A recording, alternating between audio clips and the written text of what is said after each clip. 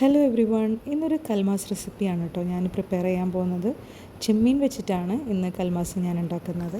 Chicken വെച്ചിട്ടും ഈ ഒരു കൽമാസ് പ്രിപ്പയർ ചെയ്യാം. അതിൻ്റെ മസാലാസ് തന്നെ ഡിഫറെൻ്റ് ആണ്. അപ്പോൾ അത് ഞാൻ വേറൊരു വീഡിയോ ആയിട്ട് ചെയ്യാം.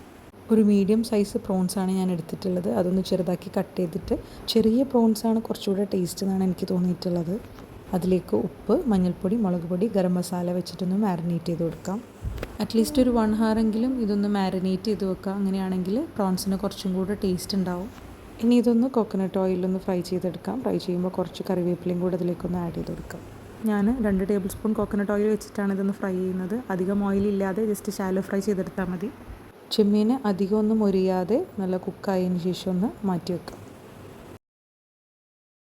ഈ സെയിം ഓയിലിൽ തന്നെ കൽമാസിൻ്റെ ഫില്ലിങ് പ്രിപ്പയർ ചെയ്യാം.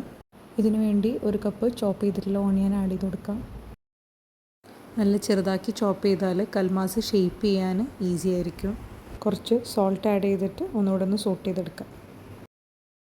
ഓണിയൻ ഒന്ന് കുക്കായതിനു ശേഷം അതിലേക്ക് ജിഞ്ചർ ഗാർലിക് പേസ്റ്റും ചില്ലി പേസ്റ്റും ആഡ് ചെയ്ത് ഒന്നുകൂടെ ഒന്ന് സോട്ട് ചെയ്യാം.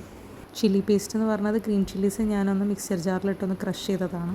ഇതിലോട്ട് ഇനി ഒരു കോക്കനട്ടിൻ്റെ മിക്സ്ചർ ചേർക്കാനുണ്ട്. അതിനായിട്ട് ഒരു മിക്സർ ജാറിലേക്ക് കോക്കനട്ട്, കുറച്ച് കറിവേപ്പില, മല്ലിയിലയും കൂടെ ആഡ് ചെയ്ത് ഒന്ന് ഗ്രൈൻഡ് ചെയ്തെടുക്കാം.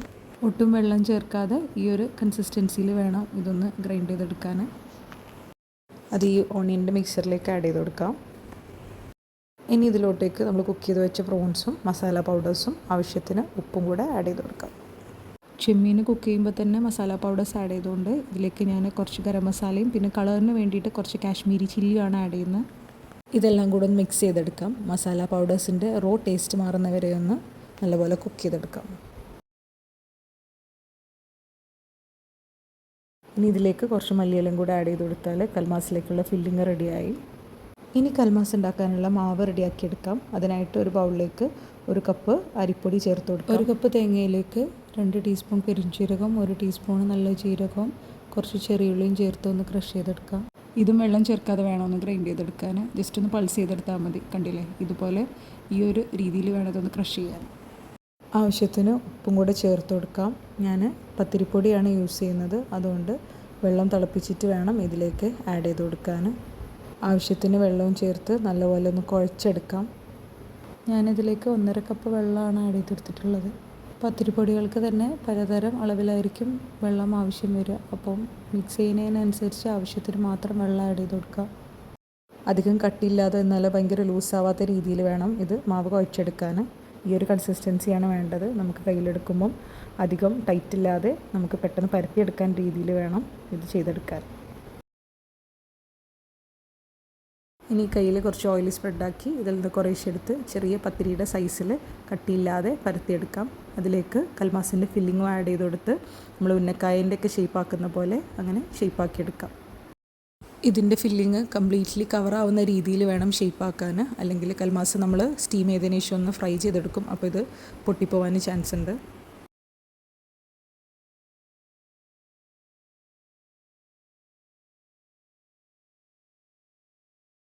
ഇനി സ്റ്റീം ചെയ്യാൻ വെക്കുന്ന പാത്രത്തിൽ കുറച്ച് ഓയിൽ ബ്രഷ് ചെയ്ത് കൊടുത്ത് ഈ കൽമാസ് വെച്ചൊന്ന് കുക്ക് ചെയ്തെടുക്കാം.